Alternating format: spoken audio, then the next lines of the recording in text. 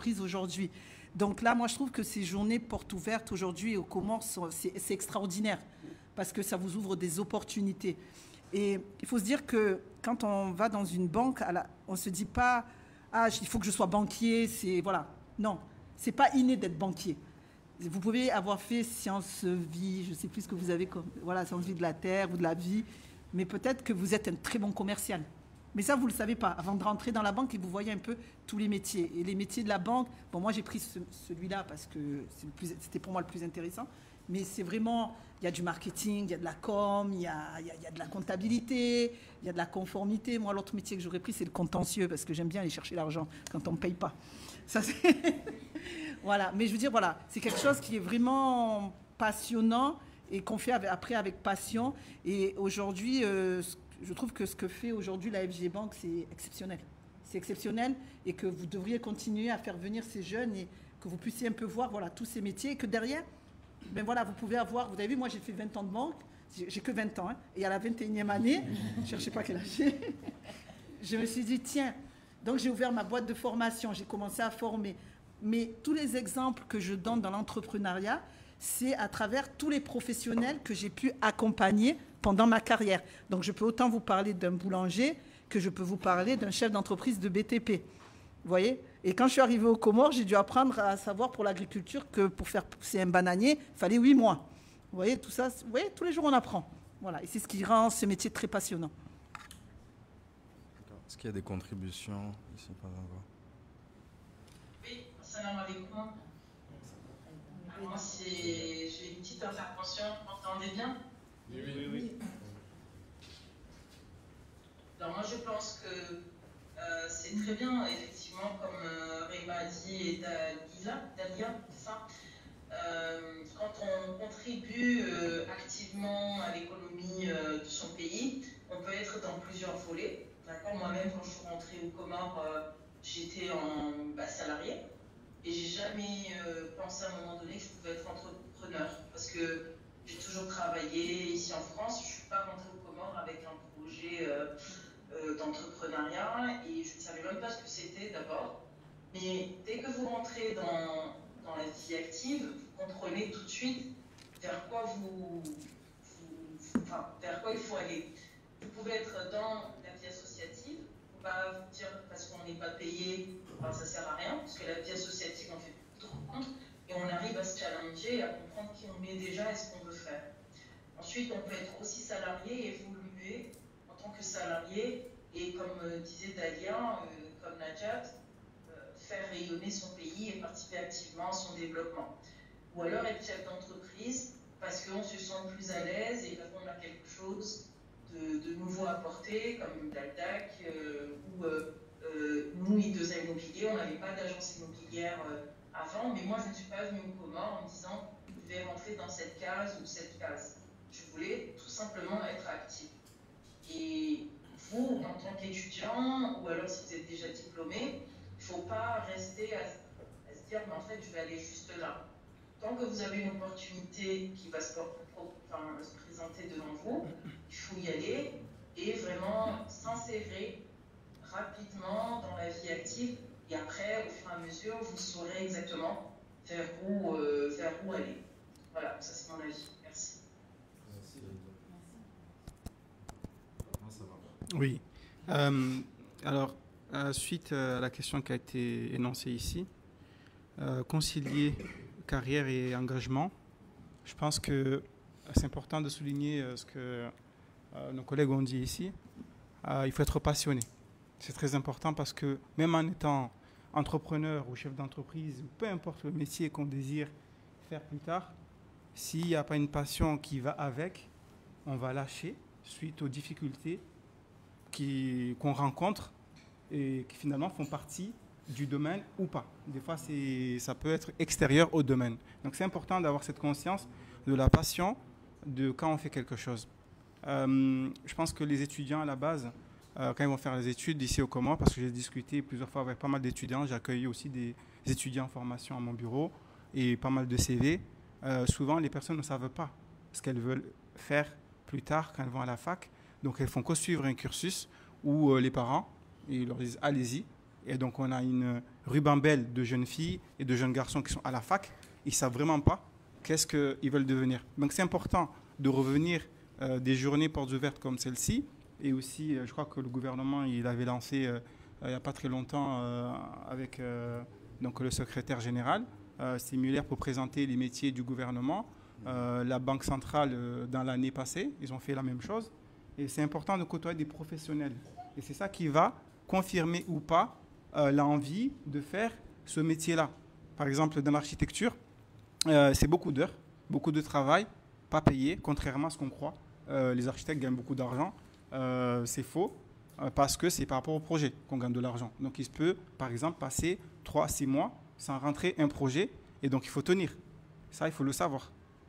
Par exemple, aussi, au niveau de la vie, donc l'engagement de la vie quotidienne, de la vie par rapport aux Comores, par exemple, pendant 2 à 3 mois, c'est les machouhoulis.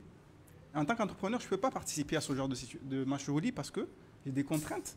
Alors que je vois d'autres collègues ou d'autres personnes dans d'autres cercles qui vont facilement suivre ce genre de festivités. Alors qu'en tant que professionnel, il faut avoir cette conscience de se dire non, je ne peux pas. Et ça aussi, c'est un frein à beaucoup de choses qui font que beaucoup de personnes, ils ne vont pas forcément y arriver parce qu'il faut aussi lier de la discipline, c'est très important. Et c'est ce que je répète à mes équipes à chaque fois. Toute personne qui vient de bosser avec moi, je parle de discipline. Forcément, on a dit la période des Jeux vient, donc forcément cette période va être une période très, très animée. Il faut de la discipline quand même. Et c'est ça les responsabilités d'un chef d'entreprise. Donc qui dit argent, dit responsabilité, dit risque. Et forcément, je pense que aussi les universités devraient avoir des liens avec les sociétés un peu pour favoriser tout ce qui est apprentissage ou des journées aussi portes ouvertes à l'entreprise. Oui.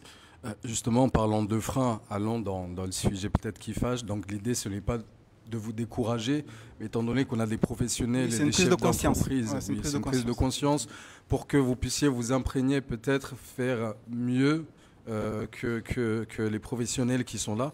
Donc la question suivante, ce sont peut-être des questions qui vont peut-être aller vraiment dans le vif du sujet. Donc qu'est-ce qui manque aujourd'hui aux jeunes? Est-ce la formation? Est-ce le financement? Est-ce le réseau? Est-ce le soutien moral? Qu'est-ce qui manque vraiment aux jeunes aujourd'hui pour réussir? Et pourquoi certains projets n'arrivent pas à bout? Aujourd'hui, il y a pas mal de projets qui sont implémentés au niveau des Comores et au bout d'un certain temps, on voit que le projet, ils sont obligés de fermer parce que ça n'arrive pas à bout. Pourquoi ces projets ne vont pas à bout? Est-ce une question de mentalité des entrepreneurs, des professionnels, de structure, d'environnement, d'accompagnement des banques? Selon vous, quelle serait la problématique à cela?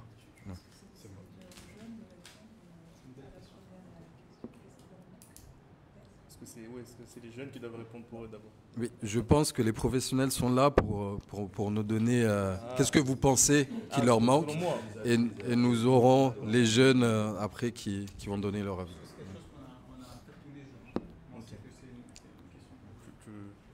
Bon, je vais commencer, prendre quelques mots par rapport à ça. Donc pour ma part, pour certains jeunes que moi je rencontre souvent, par exemple à l'UCCIA ou même en dehors du travail, c'est ce côté-là que Cher a parlé, c'est le manque de proximité avec le monde professionnel. Malheureusement, au Comores, on n'a pas ce système hybride entre l'alternance et les études. Donc il y a ce défaut, c'est de manque de professionnalisme dans l'apprentissage. Donc c'est ce qui fait aussi une carence au niveau peut-être du parcours des jeunes qu'on a. Surtout quand ils arrivent en entreprise, et on parle de discipline, on parle de rigueur. On parle également je dis un exemple tout bête, de ponctualité. Donc il y a ce manque justement de professionnalisme dans le secteur. Et je pense que ça c'est une question plutôt politique peut-être, de comment créer justement un système d'apprentissage et permettre à des jeunes de côtoyer plus de professionnels. Et si je rentrais plutôt dans la casquette de jeune entrepreneur, on est dans une banque, c'est l'accès au financement. on va pas se mentir, que le crédit, faire un investissement aux Comores et demander un crédit à une banque avec les taux qui sont quand même assez élevés. On parle de 13 à 14%, je sais pas, à l'AFG. Il arrive. Hein, donc, pour ma part, je pense que c'est un frein qui est vraiment un frein qui est quoi, vraiment fin. Un frein qui est quand même compliqué et qui ne permet pas aux jeunes d'être créatifs. Parce que, on va pas se mentir, l'argent c'est le nerf de la guerre pour n'importe quel projet. Et quand les institutions financières, je ne parle pas que de l'AFG, celle de la place, n'arrivent peut-être pas à apprécier un projet à sa juste valeur ou sur son business plan, mais il faut que tu aies par exemple de l'or ou un terrain à mettre en gage, c'est un peu compliqué, ou hypothéquer une maison. C'est quand même un frein qui est quand même considérable. Voilà, je ne vais pas monopoliser la parole. Je ne sais pas si ça a un de... Demander la parole. Vas-y, Dalia. Ah non, si tu vas parler. Ok, je pense que le sujet là va réveiller beaucoup de personnes dans la salle là. Alors moi je vais prendre déjà mon propre exemple. Moi quand je suis rentrée, déjà je suis venue avec des compétences et j'avais déjà une expérience sur le terrain. Parce que l'avantage qu'il y a à l'extérieur, c'est qu'on vous demande de travailler aussi en entreprise et pas simplement derrière les bancs de l'école. Donc je suis arrivée avec une expérience terrain, mais je ne connaissais pas le terrain comorien, le terrain professionnel comorien. Mais j'ai eu la chance de travailler dans des structures qui, elles, m'ont vraiment orientée. Je n'ai pas juste travaillé avec des gens ou dans une institution, mais j'ai travaillé dans une entreprise qui m'a aidée à prendre les bonnes connaissances, les bonnes compétences, à bien comprendre les terrains et à évoluer. Et c'est cette transmission-là que j'ai reçue, que moi aujourd'hui je trouve important, parce que vous allez avoir des stages, vous allez avoir une expérience dans le terrain, en institution, en entreprise, mais si on n'a pas cet engagement de vous faire comprendre ou de faire évoluer, et vous-même d'ailleurs au passage, parce que si vous y allez juste pour avoir le taxi, ça ne sert à rien. Mais si vous y allez pour apprendre, vous allez forcément évoluer. Ça c'est très important d'y arriver avec une idéologie qui soit bien cadrée. Et ça n'arrivera pas tout seul. Déjà, je pense que si vous n'êtes pas dans le bon domaine, vous n'allez pas avoir cette façon de penser-là. Ce que disait tout à l'heure monsieur Djaé, c'est qu'il faut être passionné par ce que vous faites. Et par contre, je vais vous donner la bonne nouvelle. Il n'y a pas que des mauvaises nouvelles. Aujourd'hui, je ne sais pas trop s'il y a je pense qu'il y a une implication du gouvernement dans ces initiatives. Il y a eu plusieurs initiatives qui vont dans l'orientation des jeunes, qui vont dans la formation des jeunes, qui vont dans l'accompagnement des jeunes. Vous n'êtes plus livré à vous-même. Le seul problème, c'est qu'on n'a pas beaucoup de visibilité sur ces initiatives et je ne sais pas très bien comment ça fonctionne au niveau de l'accueil des jeunes, s'il y a un quota ou quoi, mais ces structures-là existent. Elles existent et d'ailleurs, c'est... comment s'appelle déjà la structure d'orientation de MNH Bon, si vous tapez projet Msomonarazi, structure d'orientation, vous allez trouver. Et quand ils vous disent orientation, c'est orientation dans tous les domaines. Vous arrivez, vous ne savez pas ce que vous voulez faire, vous avez déjà vu quelque chose, ils sont là pour répondre à vos questions. Ils accompagnent aussi beaucoup de projets qui font de la formation directe en entreprise. C'est-à-dire que vous allez dans l'entreprise pour apprendre ce qu'ils font. Vous n'allez pas juste derrière les bancs de l'école pour apprendre théoriquement, mais là, c'est en pratique. Et ils travaillent avec ces projets-là, donc vous avez une insertion professionnelle derrière. Donc maintenant, les solutions, elles sont là. Je ne sais pas si elles répondront à un niveau national de besoin, mais en tout cas, géographiquement, vous avez des solutions, en tout cas dans la capitale. Je crois qu'il y a des initiatives aussi à Anjouan et à Moïli. Donc voilà, il y a ces solutions-là qui sont là, mais ça doit venir d'une initiative qui est vôtre. Vous ne pouvez pas attendre gentiment d'avoir fini vos études pour vous dire qu'est-ce que je vais faire demain. D'accord ? L'avenir, il se construit à n'importe quel moment. D'accord, merci Dalia. Nous avons le directeur des engagements qui est parmi nous. D'ailleurs, monsieur le directeur, on avait une petite question qui fâche aujourd'hui. J'avais posé la question à laquelle pourquoi malgré autant de jeunes diplômés aujourd'hui, aussi peu osent entreprendre ou créer de la valeur? Est-ce que c'est un manque de formation, le financement, le réseau? Et pourquoi certains projets ne vont pas à bout? Est-ce qu'une question de mentalité, de structure, d'environnement? Nous avons eu M. Imdan qui a donné plusieurs sources de réponses, dont l'une est le manque d'accompagnement des banques aujourd'hui. et des taux très élevés.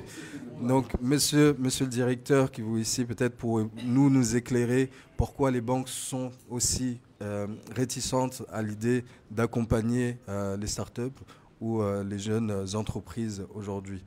Et qu'est-ce qu'il faut, selon vous, pour mettre en place, pour les accompagner? Voilà. Merci bien. D'abord, bonjour à tous. Bonjour à ceux qui sont ici présents. Bonjour à ceux qui nous suivent à distance. Donc, par rapport aux questions qui sont posées, moi, je dirais dans un premier temps que d'abord, c'est une question de mentalité, mais il n'y a pas que ça. Il y a plusieurs facteurs. Ce qui est sûr, c'est que l'activité principale de la banque, c'est le financement à l'économie. Bien sûr, il y en a tant d'autres activités, mais la principale, c'est celle-là. Donc, il ne serait jamais impossible que la banque continue à travailler sans qu'il puisse accompagner, sans qu'il ait la volonté d'accompagner les promoteurs.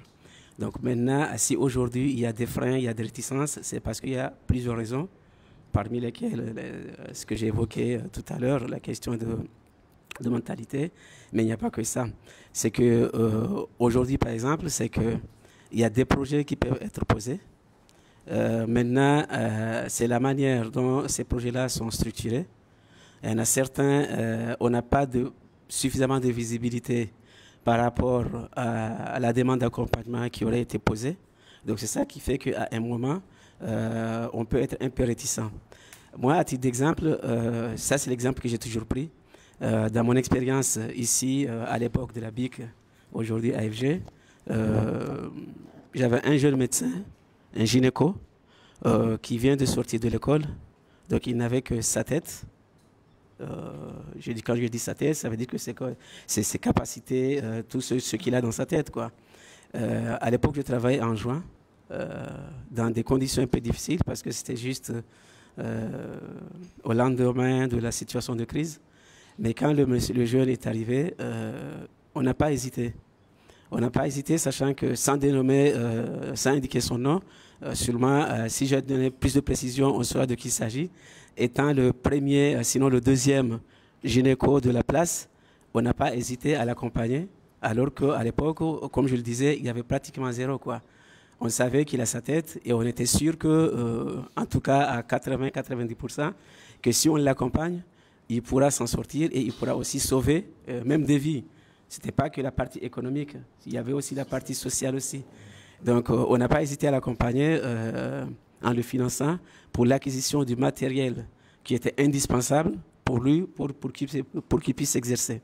Donc là, c'est pour dire que pas seulement la partie économique ni la partie financière, mais plutôt beaucoup plus aussi la partie sociale, mais aussi les compétences techniques de la personne contient. Donc on voyait que malgré ces insuffisances financières, mais on voyait qu'il y avait de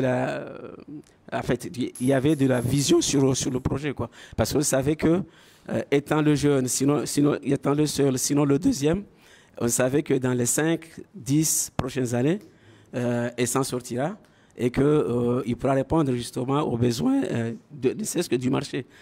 Donc, pour revenir, pour ne citer que ce cas-là, pour revenir par rapport à la question de la généralité, c'est qu'aujourd'hui, on peut avoir des projets pour lesquels la structuration elle-même peut poser des problèmes. Donc, mais par contre, la réponse qui a toujours été, sinon, je dirais que le sentiment que le promoteur a toujours eu, c'est que les banques sont réticentes pour accompagner. Ce n'est pas vraiment ça. Il y en a certains qu'on a financés, il y en a certains qu'on a accompagnés. Si aujourd'hui, par exemple, il y en a un qu'on n'aurait pas financé, il ne faudrait pas qu'il généralise la situation. C'est des particularités, parce que chaque projet a ses particularités. Bien sûr, et à chaque financement, il y a ses particularités. Par rapport au taux, les gens ont tendance des fois à faire des comparaisons.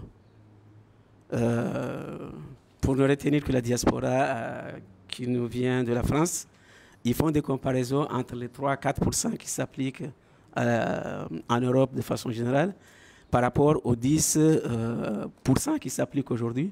Et là encore, on vient de loin. On vient de loin. À mon arrivée à la banque, les taux étaient à 18%.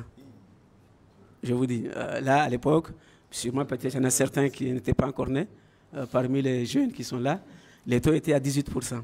Donc aujourd'hui, là, c'est pour vous laisser faire la comparaison, quoi. 18%, on est parti à 18%, j'ai assisté à 15%, 14%. Aujourd'hui, la tendance, elle est entre 13 et 10. La tendance, elle est entre 13 et 10 aujourd'hui. Je vous dis qu'il y a des projets qu'on finance jusqu'à 10%. Par contre, en dessous de 10%, jusqu'à là, on n'a pas encore pu se positionner. Donc, quand on parle de question de taux, il y a plusieurs aspects qui entrent dans la structuration parce que le taux, c'est le prix de l'argent qu'on veut donner aux promoteurs. Ce prix-là, il y a plusieurs éléments. Il y a la partie rentabilité, il y a la partie risque. Et généralement, c'est la partie risque qui fait justement tirer le taux vers le haut. Quand le risque est atténué, le taux a tendance à baisser. Ça, c'est sûrement parmi nous, il y en a certains qui le comprennent facilement. La rentabilité aujourd'hui par rapport à la compétition qui est sur le marché, les banques sont en tout cas d'accord pour réduire leur marge, justement pour essayer d'accompagner. Par contre, sur la partie prime de risque et le coût de l'argent, parce que là, il y a plusieurs éléments. Il y a le coût de l'argent, il y a la prime de risque, il y a la rentabilité. Donc aujourd'hui, si le risque n'est pas atténué, c'est clair qu'on va essayer de le couvrir au maximum. Par contre, la rentabilité, les banques sont disposées quand même à réduire. Là où ils faisaient des marges de 3%, aujourd'hui, ils sont en tout cas disposés à réduire, même jusqu'à ramener à 2%, pourquoi pas. Justement, dans cette volonté d'essayer d'accompagner. Maintenant, cette prime de risque, les gens, c'est clair que le promoteur ne pourra pas l'apprécier. C'est la banque qui va apprécier la prime de risque. Parce que la prime de risque, c'est la partie qui n'est pas connue par le promoteur, mais que la banque vit pratiquement tous les jours. Cette partie-là, ça couvre quelle partie? Ça couvre la partie de non-performance de l'activité, notamment la partie du crédit. Donc si aujourd'hui on finance et que 6 mois après, on commence à enregistrer les impayés et que la règle nous impose des passages de provisions sur ces financements-là, ces provisions qu'on constitue, ce n'est pas le peu de rentabilité qu'on a déjà engrangé sur le même crédit, mais sûrement ce sont les bons crédits qui nous pousseront, justement, qui nous permettront de constituer cette provision. C'est pourquoi on essaie au maximum d'essayer de couvrir cette partie risque, et ce qui fait qu'aujourd'hui, on risquait d'avoir des taux qui étaient importants. Cette partie, il y a quand même une certaine volonté. Aujourd'hui, par exemple, avec la mise en place de la société SOGAC, qu'on a entendu parler il y a 2-3 mois, donc la tendance devait sûrement aller vers la baisse, parce qu'au moins, il y a une partie de la prime de risque qui va être couverte par la SOGAC. Pas la totalité, parce que la SOGAC, elle est disposée à couvrir que 50% de tout financement qui ne dépasserait pas encore un certain montant. Donc ça veut dire quoi? Ça veut dire que si demain vous avez un projet de 100 millions, SOGAC ne peut pas supporter. Si vous avez un projet de 40 millions, SOGAC pourra supporter que 20 millions. Donc du coup, ça veut dire que ceux qui vous poseront des demandes au-delà des 40%, ils risquent de se trouver dans la même situation que s'il n'y avait pas SOGAC. Donc c'est pour dire que cette question de taux, il y a plusieurs éléments. Il suffit d'avoir le maximum d'informations ou le maximum d'éléments qui vient atténuer surtout la partie risque. C'est ça qui nous permettra d'aller sur des taux qui seront encore réduits au-delà des 10% que nous enregistrons aujourd'hui. Maintenant, je ne sais pas par rapport à Burhan, est-ce que d'autres expériences pourraient faire que ce que je viens de dire peut-être n'allait pas avec les expériences vécues? Pour telle raison ou pour une autre, je ne sais pas trop. Donc, nous avons présent des jeunes entrepreneurs qui sont là, qui pourront donner l'expérience. Mais ouais, pour que les jeunes qui sont présents, les élèves puissent bien comprendre, est-ce que c'est le directeur des engagements, est-ce que vous pouvez expliquer très rapidement, en quelques secondes, en quoi consiste vraiment vos métiers, pour qu'ils puissent comprendre pourquoi vous êtes vraiment la personne qu'il faut quand on parle de crédit dans la banque? Parce que c'est la tête. Qu'ils puissent comprendre rapidement. Ok, bonjour à tous, jeunes étudiants. Quand on parle de la direction des engagements, la direction des engagements, c'est, je ne dirais pas le cœur, mais en tout cas, il n'est pas loin d'être. Parce que comme je le disais, dans la banque, il y a plusieurs risques. Et le principal risque d'une banque, c'est le risque de crédit. Ça, en tout cas, les spécialistes sont d'accord là-dessus. S'il ne fait pas 60 ou 70, en tout cas, il n'est pas loin de ça. Donc, la direction des engagements, elle, dans son rôle, c'est justement veiller pour la bonne maîtrise de ces risques de crédit. Parce que si le risque de crédit n'est pas maîtrisé, Là, la banque, elle court de gros risques encore, jusqu'à même la vie de la banque. Donc la direction des engagements, elle intervient dans le processus du crédit. Elle intervient en tant que gendarme de la banque, justement pour couvrir cette partie de risque, le risque de crédit. Elle intervient dès le départ, au moment même que le client pose la demande, même si c'est la direction des engagements, même si ce n'est pas la direction des engagements qui reçoit la demande, mais dès l'instant où la personne pose la demande à la banque, la direction des engagements va commencer à intervenir. Jusqu'à quand? Jusqu'au jour où le dernier franc sera remboursé. Donc si c'est un crédit de 10 ans, ça veut dire que la direction des engagements sera présente dans ce dossier pendant la vie du crédit, du premier jour quand il va prendre le contact, jusqu'au dernier jour qu'il va procéder au remboursement du dernier franc. Dans ce process-là, il y a plusieurs interventions, il y a plusieurs champs d'intervention, pardon. Ça commence par la structuration du dossier lui-même. Le dossier, la demande qui est posée, c'est clair qu'on ne voit pas la direction des engagements au front. Au front office, c'est plutôt les commerciaux. Malheureusement, je ne vois personne ici. Donc, au front office, c'est les commerciaux qui vous reçoivent. Parce que nous, on est un petit peu derrière, justement, pour voir ce que les autres font au front. Donc, quand ils reçoivent les demandes des clients, c'est eux qui structurent, c'est eux qui s'entretiennent avec vous, justement, pour comprendre le besoin du client. Est-ce que le client, qu'est-ce qu'il a comme besoin? Quel est le profil déjà pour le client? Est-ce que c'est un profil d'un client salarié? Est-ce que c'est un profil d'un client commerçant? Est-ce que c'est un profil d'une société de telle taille? Et à partir de là, ils structurent la demande, bien sûr, en tenant compte des éléments présentés par le client. Une fois cette demande-là structurée, elle est transmise tout de suite à la direction des engagements. C'est là où nous allons commencer à intervenir. Parce que poser une demande, obtenir l'accord jusqu'au décaissement, ce sont plusieurs étapes que le dossier devra parcourir.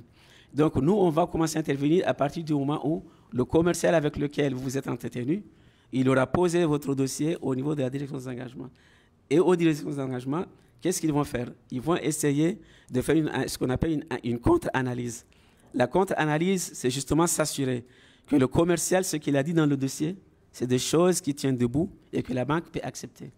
Quand on dit que le projet qui est posé devra permettre de générer suffisamment de l'argent pour faire face aux échéances de remboursement du crédit, il va falloir qu'il y ait quelqu'un qui regarde pour s'assurer est-ce que ce n'est pas vraiment je ne dirais pas une complicité parce que, en tout cas, le commercial, il travaille pour la banque, mais lui, il a un autre objectif qui n'est pas le même que celui de la direction des engagements.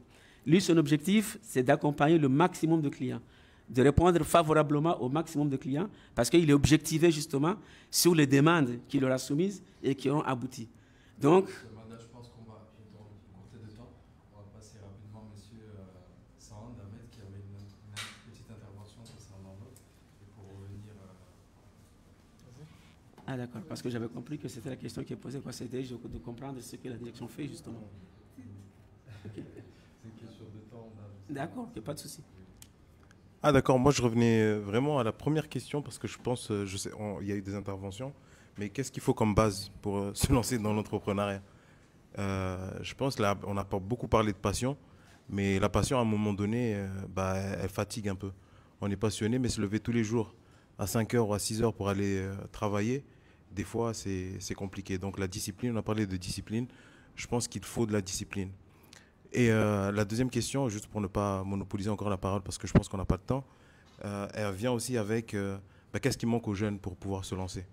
Là, on est en train de parler de la banque, engagement, etc. Moi, je ne connais pas tout ça non plus. Je ne sais pas si, heureusement ou malheureusement, mais je n'ai pas encore eu l'opportunité ou peut-être le besoin d'aller vers les banques parce que la façon avec laquelle j'ai commencé, c'était un accompagnement, c'était un partenariat avec les établissements de la CIB par exemple. Donc, je n'ai pas eu besoin d'un gros capital en investissement au début. Donc, c'est aussi, il y a plusieurs façons de commencer. Ce qui manque, je pense, aujourd'hui, c'est des exemples, ça veut dire des mentors, des gens qui sont passés par les chemins par lesquels on a envie de passer et qui parlent le même langage que nous. Aujourd'hui, on parle de les banques, les engagements, c'est un langage qui est souvent très complexe, même pour nous qui avons déjà quelques années derrière de carrière, etc. Donc pour les jeunes, on nous a parlé, il y a des lycéens ici. Donc les lycéens, qu'est-ce qu'on va leur dire pour qu'ils puissent se dire demain, ouais, moi je veux être entrepreneur, je veux agir dans tel ou tel domaine. C'est très compliqué. Donc avoir des exemples, venir commencer, entreprendre dans un domaine et avoir des gens qui sont là, que ce soit plus âgés ou avec plus d'expérience, mais qui parlent le même langage, je pense que ça manque beaucoup aux Comores. Et la dernière chose, je pense, c'est une méthodologie. Même le mot lui-même, il fait peur. Méthodologie. C'est vrai, ça fait peur, mais c'est simple. C'est juste être organisé. Savoir que, en fait, on doit se lever le matin, faire son lit, on doit partir, écrire ce qu'on doit faire dans la journée. Ça ne veut pas dire que moi, je le fais tous les jours, mais les quelques fois où je l'ai fait, ça a complètement changé ma vie. Mais sérieusement. Et vraiment, je pense que ça manque beaucoup. Les jeunes aujourd'hui vont dire on a envie d'entreprendre, on va faire ci. Il faut savoir aussi que la plupart des entrepreneurs, en fait, ils sont devenus entrepreneurs par défaut. On n'avait pas le choix, on s'est lancé un défi. Il y en a d'autres qui sont venus, c'est la seule chose qu'ils pouvaient faire. Pourquoi? Parce qu'ils ont eu des études, ils sont venus au pays et le contexte du pays fait que on ne place pas les bonnes personnes aux bons endroits. Pourquoi? Il y a plusieurs raisons, on ne va pas faire de débat dessus. Et on se retrouve on m'en dit tout le temps, at the end of the day, you need food on the table. On doit manger, on doit survivre. Et qu'est-ce qu'on va faire? On commence à faire son petit business, on crée sa petite entreprise, etc. Et sur le tas, on apprend. Mais on a besoin de l'expérience des autres. Et il y en a qui ont été bien accompagnés. Il y en a qui galèrent encore. Mais voilà, je pense que c'est beaucoup ça, de la discipline et de l'organisation. On n'aime pas écrire, on n'aime pas noter, on n'aime pas prévoir. On veut tout faire, mais en fait, on perd en efficacité. Donc je pense que c'était juste pour concentrer sur ces questions-là. Bref. Et moi, je rajouterai là par rapport à tout ce qui a été dit, soyez curieux. Il faut que vous soyez curieux. Vous avez aujourd'hui, comme je le dis souvent, une expertise. Vous voyez, ne dites pas la diaspora a une expertise. Vous, ici, vous avez aussi une expertise. Vous avez cette expertise locale. Et derrière, il y a la diaspora qui a cette expertise, on va dire, à l'international. Quand ils viennent l'été, là, il y a à peu près 60 000 personnes qui viennent. Soyez curieux. Allez vers eux. Allez leur poser des questions. Peut-être que même eux, ils vont vous donner des idées. Et peut-être même dans cette diaspora, vous allez avoir des entrepreneurs aussi qui vont vous expliquer leur parcours. N'attendez pas qu'on vienne vous chercher. N'attendez pas qu'on vous tende la main. Voilà, allez chercher les informations. Il faut avoir du culot. Voilà, non mais il faut le culot, ça paye. Vous voyez, moi je suis venue ici, je ne savais rien. Vous avez vu, tout à l'heure je rigolais, je ne parle pas, je me suis débrouillée, j'ai posé des questions. Et comment, et ceci, et cela, et j'ai appris. C'est un pays que je connais que depuis janvier 2025. Vous voyez? Donc, il faut aller chercher. Si vous restez dans votre coin, il n'y a rien qui va se passer. Il faut oser.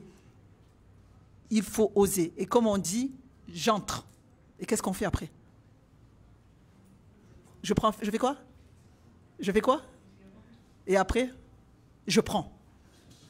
J'entreprends. OK? Donc, allez-y. Venez dans tout ce qu'il y a à porte ouverte. Dès que vous entendez qu'il y a un forum, allez-y. Faites-vous un réseau. Le réseau, aujourd'hui, est beaucoup plus important que l'argent. Demain, vous allez avoir un projet, vous allez en parler à quelqu'un de la diaspora qui veut peut-être investir, hein, vous voyez, qui va peut-être avoir la même idée que vous, mais lui, il ne peut pas venir, il est obligé de rester là-bas. Il va dire, eh bien, viens, je vais t'accompagner. Vous voyez? Il y a des sommes pour vous qui sont importants, il y a des sommes pour la diaspora qui ne sont pas importantes. Donc, peut-être qu'il y en a, ils n'ont pas peur. Il y en a qui veulent juste même aider. Donc, oser. OK? D'accord. S'il passe par les hauteurs, je passe par les Alors, on a beaucoup fait le tour des panélistes qui sont ici, mais j'aimerais bien avoir la voix d'un ou deux étudiants qui sont, après le retour, qu'est-ce que vous en pensez de tout ça? Est-ce que vous auriez un projet que vous avez souhaité lancer et que vous sentez un blocage? Est-ce que pour vous, au niveau professionnel, pour pouvoir évoluer, est-ce que vous sentez un blocage parce que vous n'avez pas de réseau, parce que vous ne connaissez pas un tonton bien placé, par exemple, pour pouvoir vous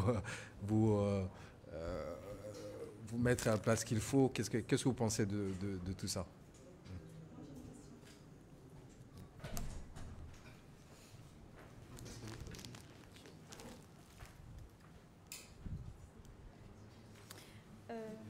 Je souhaite devenir entrepreneuse un jour. Du coup, avez-vous un conseil à me donner? Ça commence toujours par une idée.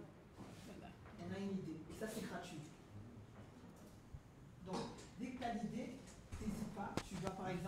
la chambre de commerce, tu vas là où il y a les incubateurs.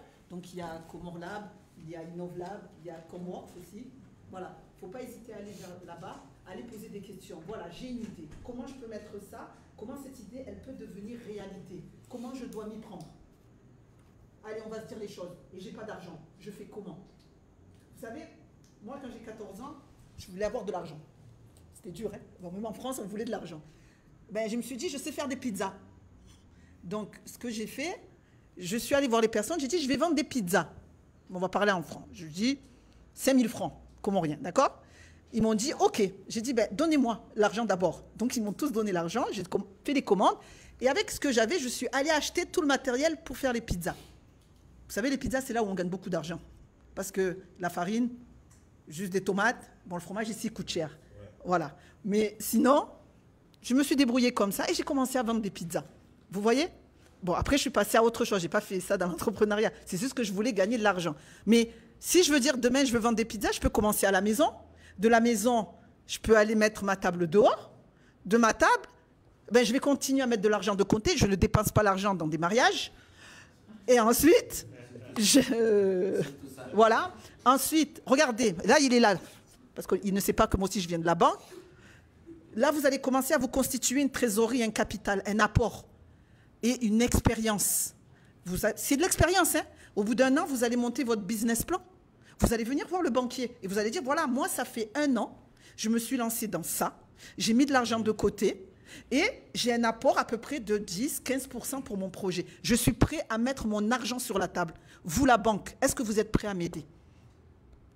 Quand vous prenez un risque, la banque, elle dit, ah, elle sait où elle veut aller. Donc moi aussi, je vais l'aider à prendre ce risque. Mais le risque, il faut qu'il soit partagé. Il ne faut pas venir dire à la banque, donne-moi tout l'argent. Moi, je mets 0. Vous voyez? Donc, aujourd'hui, même pour moi, ce que je dirais, quand on fait un prêt, c'est la valeur humaine qui est le plus important, c'est ce que vous apportez. C'est ça finalement le plus gros capital sur un dossier de prêt qu'on va regarder. Votre expérience, votre motivation, votre détermination à réussir. Parce que quand on met de l'argent sur la table, on doit le justifier. Et quand on fait de la création d'entreprise, surtout, le coût du risque, lui, il est très élevé. Parce qu'on prend un risque, hein. On ne connaît pas votre société. Ça peut marcher comme ça ne peut pas marcher. Vous voyez le risque? C'est ça quand on appelle le coût du risque. Vous voyez? Qu'une société qui est déjà existante, ou comme vous dites, hein, un gynéco, un médecin, on sait que ça va marcher. Mais mon camion de pizza, est-ce qu'on est sûr que ça va marcher? Vous voyez? Donc, c'est ça le conseil que je vous donnerai. En parlant de camion de pizza, donc on a un exemple ici, M. Sand, qui est parti vraiment de rien. Je pense par un camion, non? Ou un food truck, c'est ça? Donc nous avons des exemples concrets de jeunes entrepreneurs, soit qui sont partis de rien, soit qui gèrent aujourd'hui l'une des plus grandes entreprises de la restauration au niveau des Comores, si ce n'est la plus grande. Nous avons un architecte qui est là aussi, qui gère son cabinet. Peut-être on va faire un tour de ces jeunes entrepreneurs qui pourraient nous donner des exemples. Nous avons monsieur Imran qui connaît très bien les process au niveau de l'Union de la Chambre de commerce, donc qui côtoie de près les entrepreneurs également. Donc est-ce que vous avez des conseils aujourd'hui à donner à ces jeunes?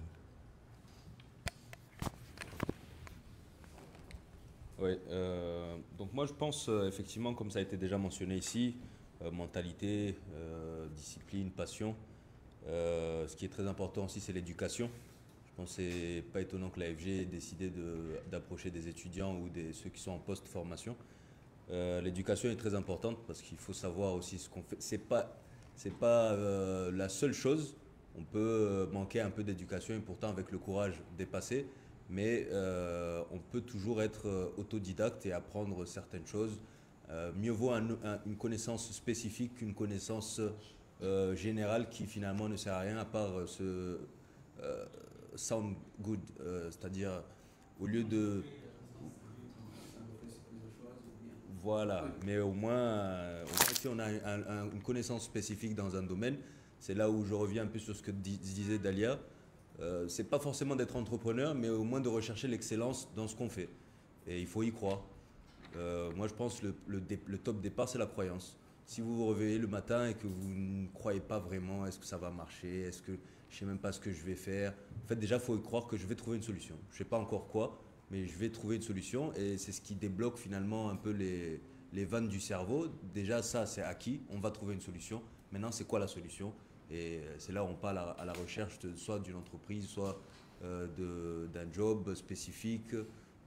Comme on a dit, même pour ceux qui sont en manque d'éducation formelle, il y a aussi l'éducation de professionnels comme ce que disait Dalia, de Msomo Nahaz, où il y a des formations assez pratiques sur certains points. Et je pense aux Comores, ce qui manque, moi en tout cas, je gère une entreprise qui est plus de 300 personnes. Ce que j'ai remarqué, c'est que certains manquent un peu, je dirais, de culture d'excellence en fait. Dans ce pays, on n'a pas vraiment la culture du travail. Je ne sais pas peut-être pour quelles raisons sociales ou démographiques, d'éducation peut-être. Mais par exemple, je sais qu'un Comorien qui se retrouverait seul dans un pays étranger au Sénégal, par contre, se comporterait différemment. Donc peut-être qu'au Comores, on a une culture un peu de confort qui fait qu'on n'a pas forcément cette course. Voilà, moi j'ai par exemple un collègue, quelqu'un qui est à Mada, un Comorien qui travaille ici, qui a entrepris à Mada, et il est tombé, on dit souvent que les Malgaches, il faut recruter des Malgaches parce que c'est des travailleurs, etc. etc. C'est vrai pour la plupart, mais lui il s'est retrouvé dans les côtes à Mada, et il m'a dit mais c'est pire que les Comoriens quoi. Là-bas aussi, ils ne veulent pas travailler parce que c'est des gens des îles, ils veulent juste la couler douce sous le soleil et les cocotiers. Donc il n'y a pas vraiment d'ambition, il n'y a pas... Donc voilà, moi je pense que c'est vraiment de croire en quelque chose, de se dire que ouais, je suis capable d'être mieux que hier, mieux qu'aujourd'hui et je peux... et donc avoir une ambition quelconque, mais que ce soit une locomotive en fait pour sa propre vie et pour y aller à fond quoi. Mais en tout cas... Pour répondre aussi au point où on disait que souvent il y a des projets qui finalement soit ne voient pas le jour, soit durent et finissent par échouer en chemin. Moi je pense qu'il faut, dans tous les cas, tout ce qu'on fait, il y a toujours des difficultés. Donc même dans une entreprise, il y a des difficultés.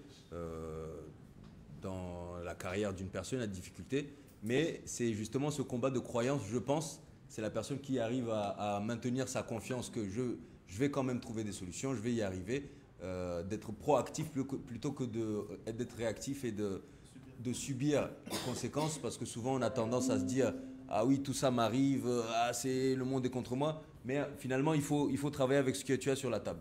Donc on ne commence pas au même endroit, on ne commence pas au même niveau. Par contre, il faut se concentrer sur ce qui est devant nous et se dire voilà, qu'est-ce que je peux faire avec ce que j'ai devant moi, mes compétences, ce que j'aime bien, etc., etc. Donc quand on a confiance, on y croit. Je pense qu'au final, la vie, ce n'est pas une ligne droite. Donc dans tous les cas, les périodes difficiles, il y en aura. Donc je pense qu'il faut tenir. Donc, voilà. Ce que je voulais dire après ça. Non, je pense que Oussam a très bien résumé en gros ce qu'on pense un peu tous. Après moi, tout ce que je peux rajouter, c'est un peu ce qu'a dit Réma, c'est la curiosité et le culot.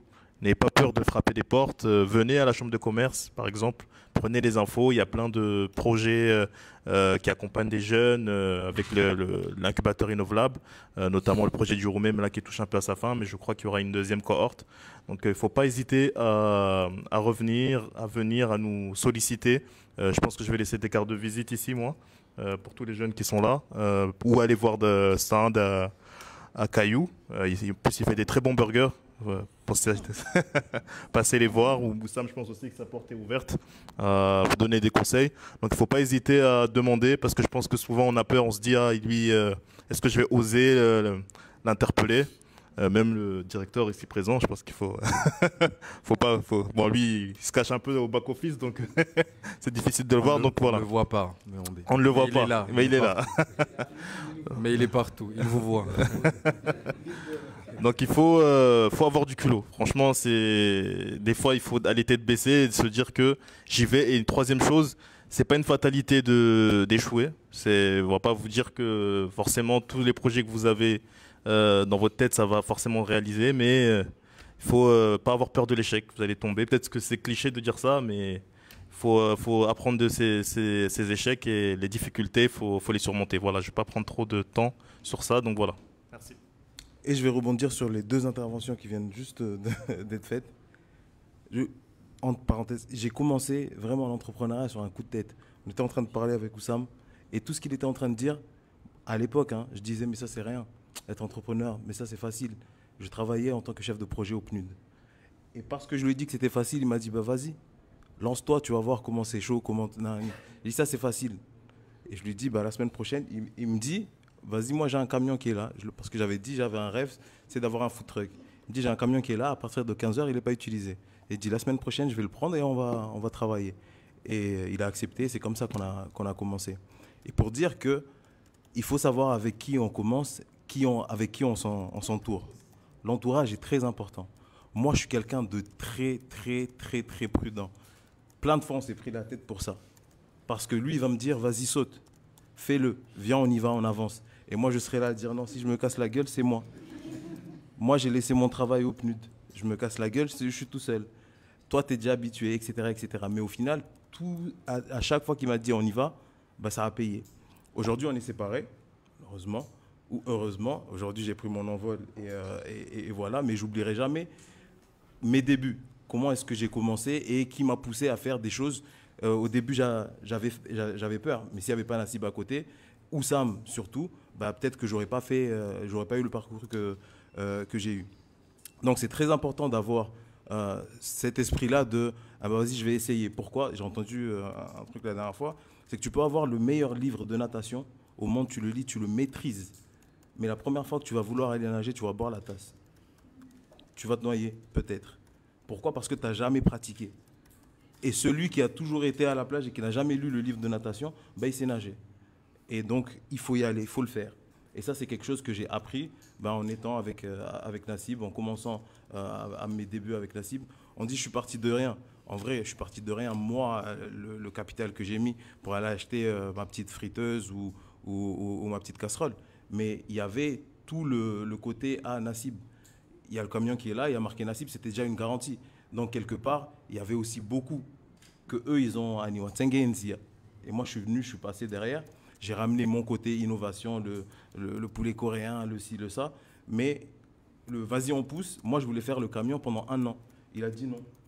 Après le ramadan, je suis allé à Ambassadeur. C'était un petit point de vente, Nassib encore. Je voulais rester là pendant 1 an. Il a dit non. On est allé à Port. Je ne voulais pas aller à Port. Voilà. Et ils étaient en train de rénover. Il m'a dit, vas-y, on va prendre Port. T'inquiète pas, ça va le faire. Et ça l'a fait. On a fait Port pendant 1 an, 2 ans. Et voilà, après, maintenant, chacun a pris de son côté. Donc, savoir avec qui on parle, avec qui on commence, et même vos projets, il faut les mettre sur papier, comme on disait, parce qu'une idée, tout le monde a eu la même idée peut-être que moi. Mais qui est venu et l'a fait, peut-être j'étais le seul à l'époque. Maintenant, il y en a qui viennent, mais tu peux avoir ton idée dans ta tête et quelqu'un va la faire, tu vas dire, ah, mais il a pris mon idée. Oui, mais la tienne, c'est juste une idée. Lui, il a fait un projet, il est venu, il a fait les choses. Donc, il y a aussi ça, savoir s'entourer et prendre des risques. Voilà, c'est le conseil que j'aurais. Moi, ce que j'aimerais bien dire, suite à tout ce qui a été dit ici, c'est que j'ai eu l'occasion de rencontrer plusieurs personnes, que ce soit des étudiants, des chefs d'entreprise, des directeurs, des ministres, un peu vraiment la ribambelle de professionnels, en allant d'étudiants professionnels.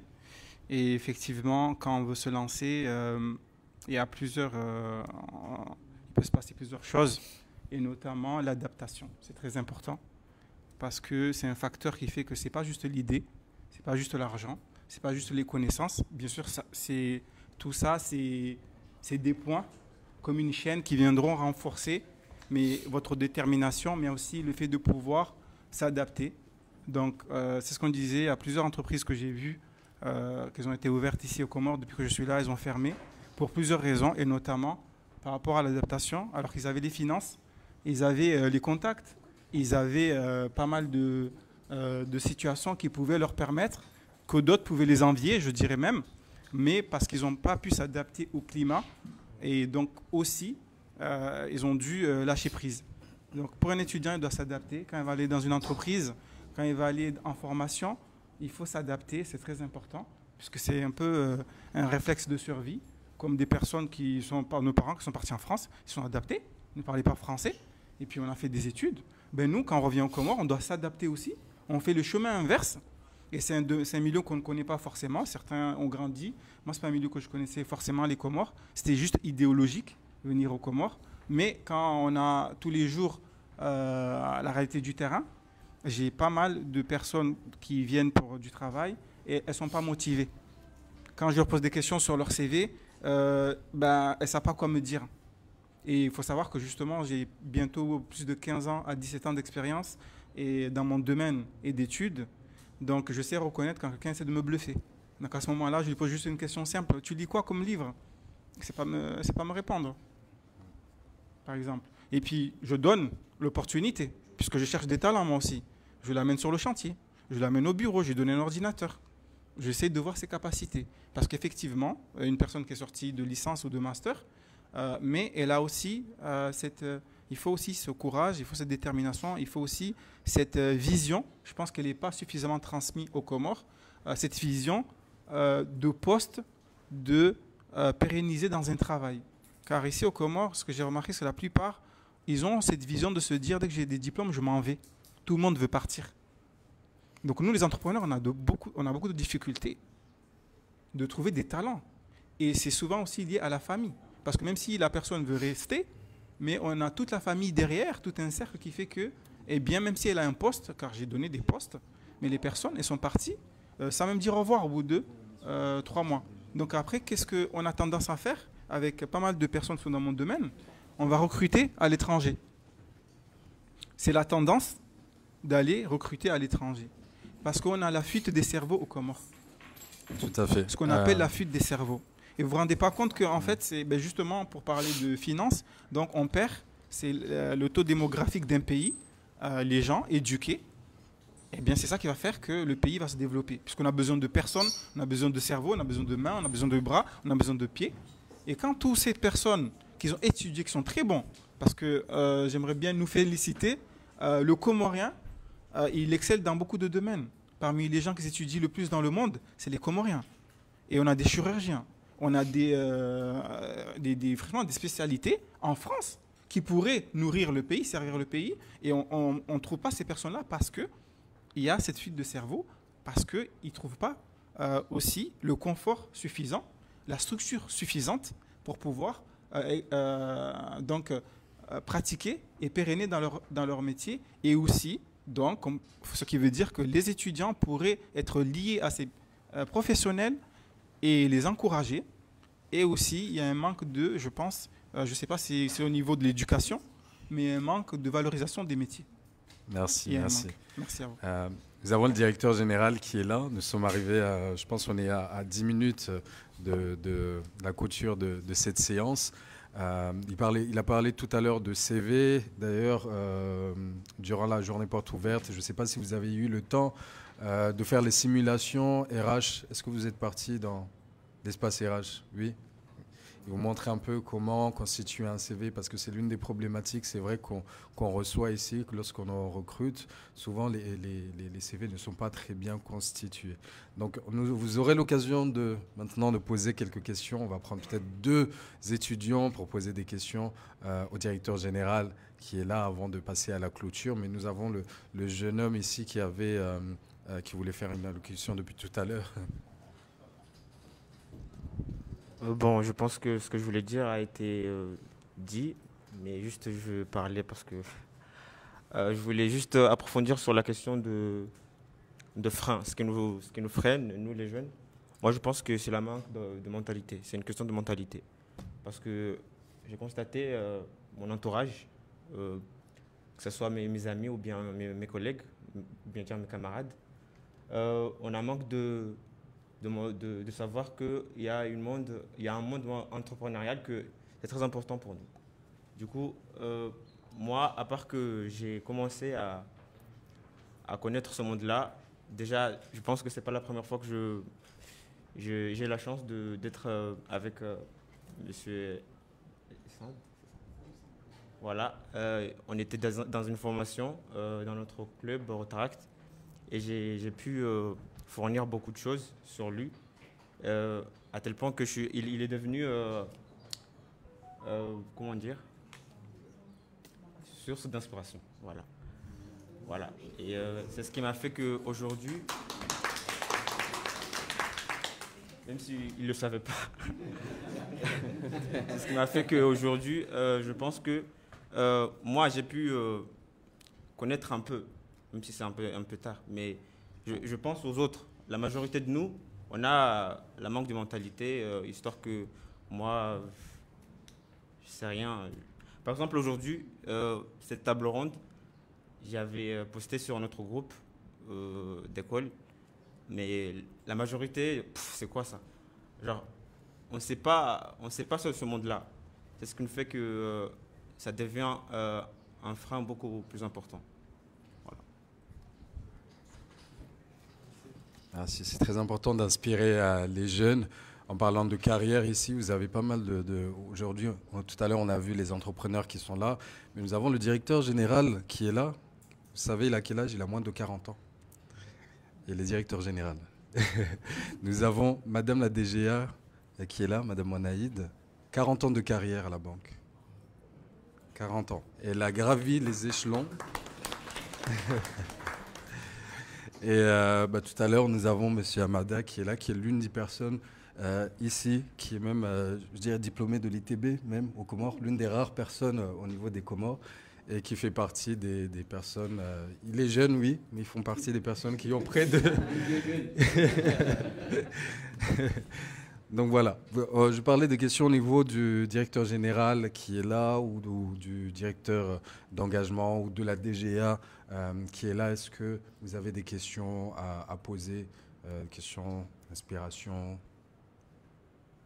N'hésitez pas. Oui.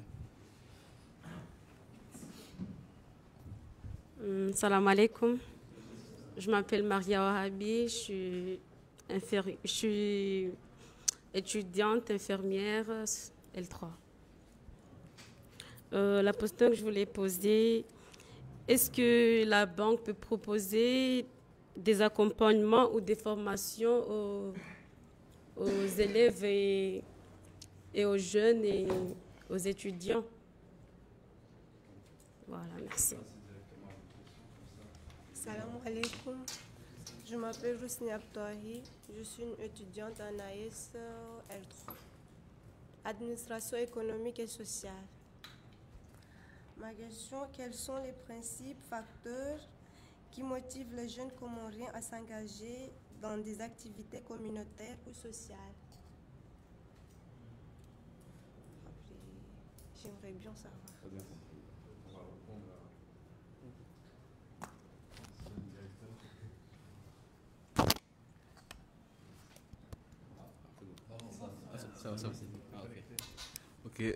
Bonsoir à tout le monde et merci pour votre présence. J'ai suivi une partie donc, du webinaire en ligne parce que j'étais en chemin. J'avais des contraintes qui ne m'ont pas permis d'être présent physiquement, mais j'ai entendu Habib dire que j'étais là, que j'étais partout. Effectivement, j'étais là, j'écoutais. Alors, pour la première question, est-ce que la banque offre des accompagnements à l'endroit des élèves et des étudiants? Alors, la réponse plutôt, elle est oui. Maintenant, c'est quel type d'accompagnement? C'est un accompagnement professionnel, un accompagnement en termes d'expérience et un accompagnement en termes de formation.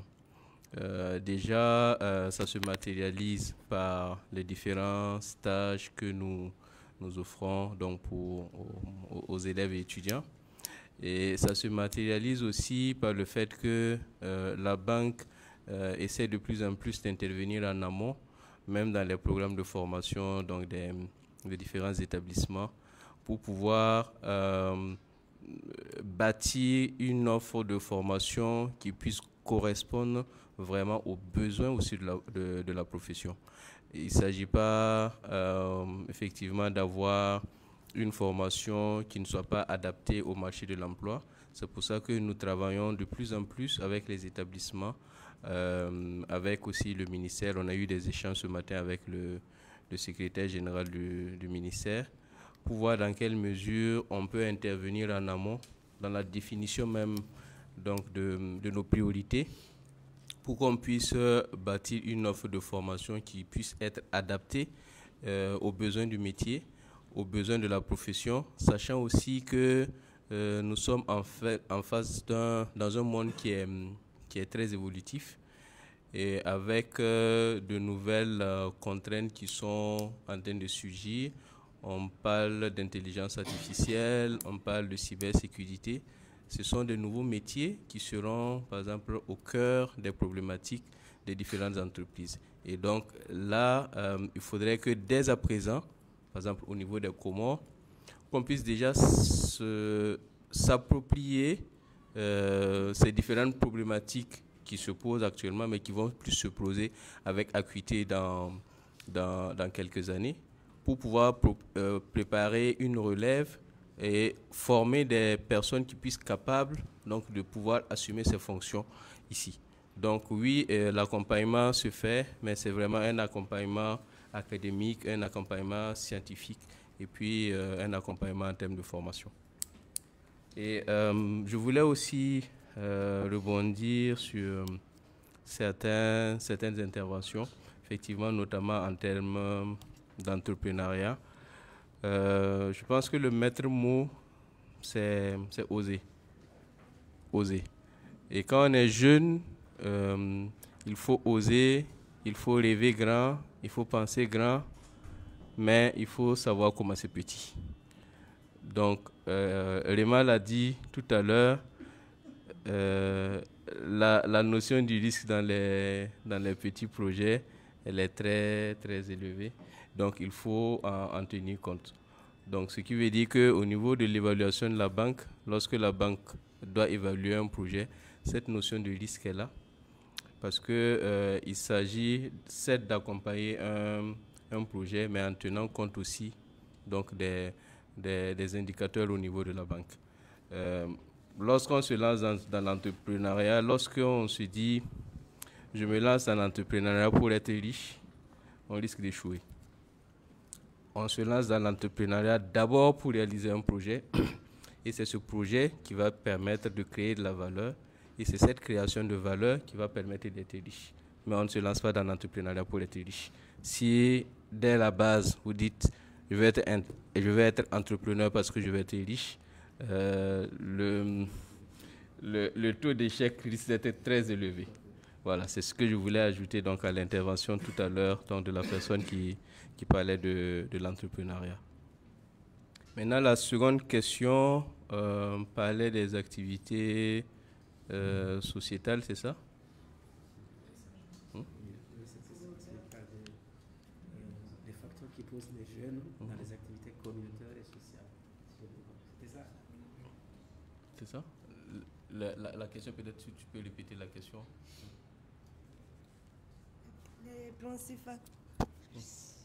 Les principaux facteurs qui motivent les jeunes comoriens à s'engager dans des activités communautaires et sociales.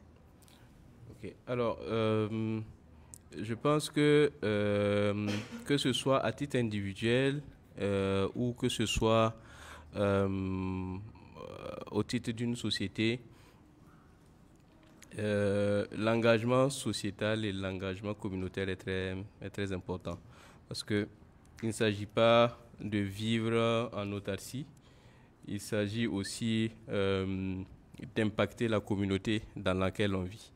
Je dirais que le premier facteur ou la première motivation qui devrait pousser peut-être un jeune à s'engager dans des activités communautaires, c'est d'abord l'utilité.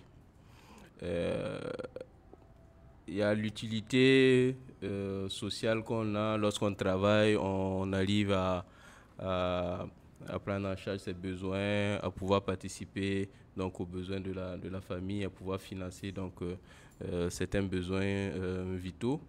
Mais à cette utilité sociale-là, à se dire qu'on doit aussi impacter l'environnement dans lequel on est. On doit aussi se rendre utile à la communauté, que ce soit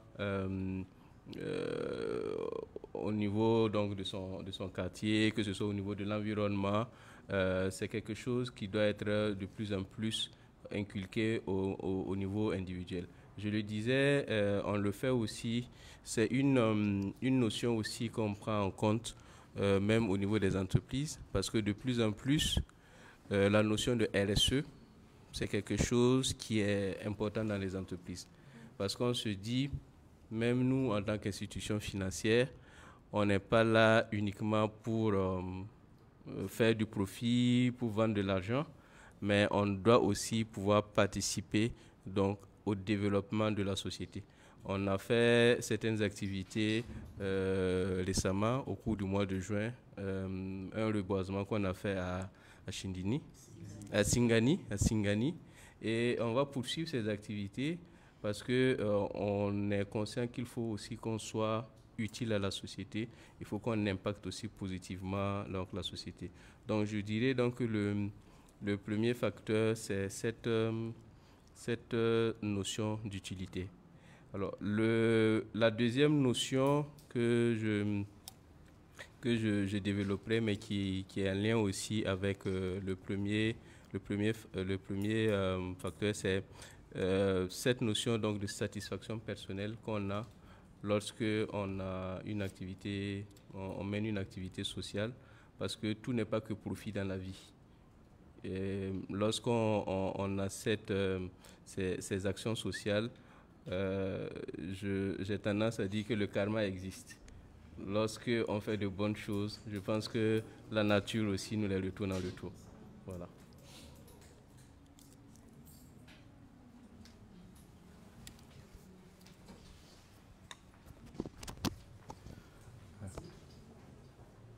Non, merci à tous. Je pense que nous sommes arrivés au terme de cette table ronde, de ce webinaire. Je tiens à remercier au nom de toute l'équipe AFG, sincèrement toutes et tous, pour votre présence ici, votre attention et vos interventions.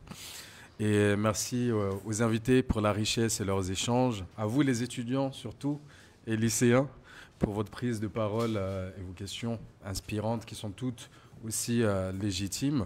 Et donc avant de conclure officiellement cette table ronde, j'aimerais inviter Madame la directrice générale adjointe qui vient tout juste de nous rejoindre à nous adresser un mot de fin de remerciement. Et nous terminerons ensuite avec le directeur général d'AFG Bank Comores pour une dernière prise de parole de remerciement. Suite à ces mots de clôture, vous serez cordialement invité à un petit cocktail juste là-bas. Je sais que vous avez un petit peu faim. Pas un petit peu. Et si nous avons un peu de chance, nous pourrons même assister à la performance de Yax Leader, qui est actuellement en pleine ambiance en bas avec vos collègues. Donc parallèlement à ce webinaire, comme vous avez vu, c'est toute une équipe qui a été mobilisée pour mettre en place cette journée de porte ouverte. Il y en a qui sont en bas, il y en a qui sont en haut. Donc sans plus tarder, je cède maintenant la parole à Madame la directrice générale adjointe.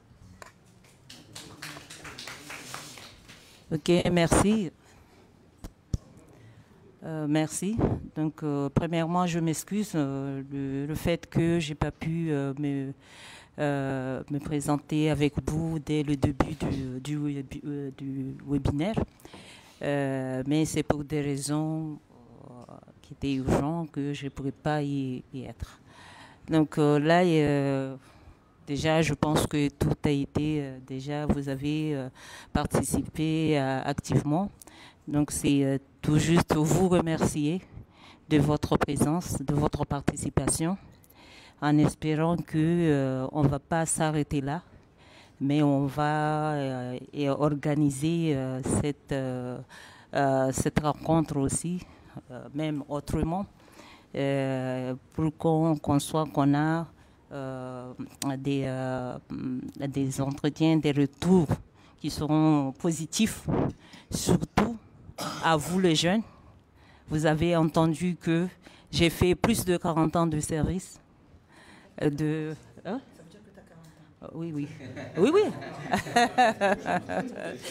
40 ans moins 15. Donc j'espère que vous avez pu vous épanouir avec cette journée.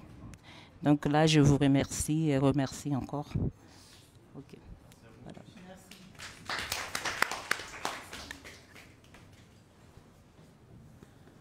Ok, donc à la suite de la DGA, le principal message, c'est vraiment traduire toute la reconnaissance et vous exprimer tous nos remerciements à tous ceux qui sont ici, à tous ceux aussi qui sont connectés en ligne, pour votre présence, pour la qualité des échanges, pour le partage d'expériences.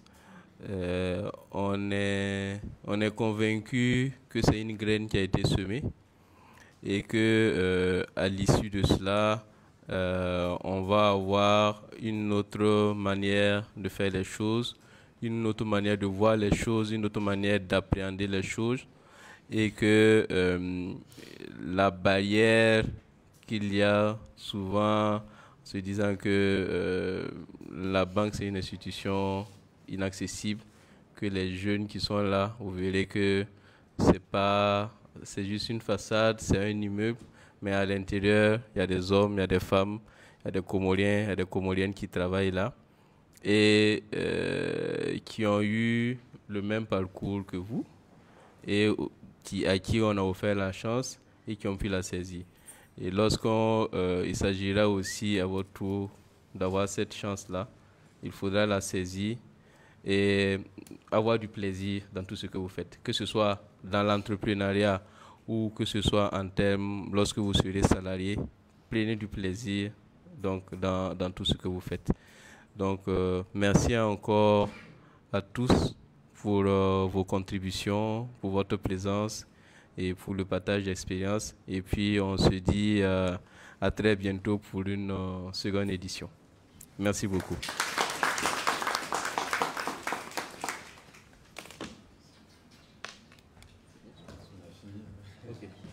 C'est bon? Ça va? Comment tu vas? Merci. Merci à vous d'être venu. Merci à vous. Désolé, peut-être on va prendre juste une petite photo de famille juste là. On est nombreux, mais on va essayer de se coincer. On va essayer.